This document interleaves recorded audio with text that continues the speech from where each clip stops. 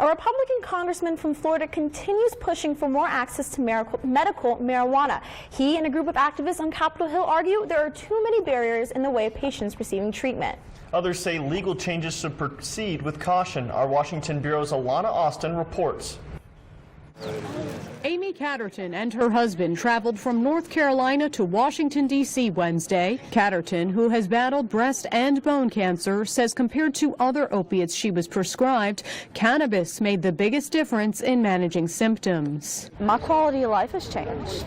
Catterton came to the Capitol with advocates from Americans for Safe Access and the U.S. Pain Foundation. These activists believe Congress should remove hurdles to medical marijuana. So I have children that, one day that may have cancer, and I don't want them popping pills all the time.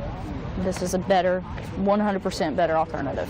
Florida GOP Congressman Matt Gaetz says the federal government should make it easier for researchers to study cannabis. The federal government has lied to the American people for a generation about marijuana, saying that in no circumstance can it ever be medicine.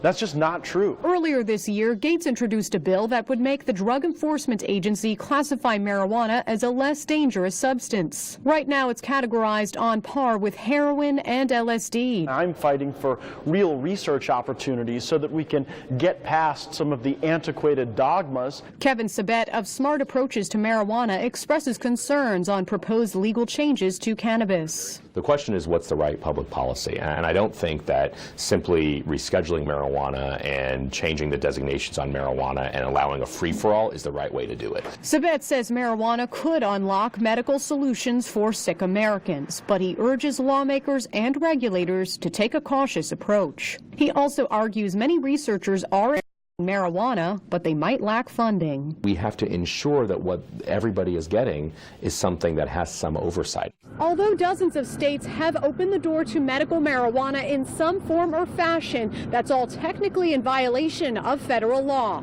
In Washington, I'm Alana Austin.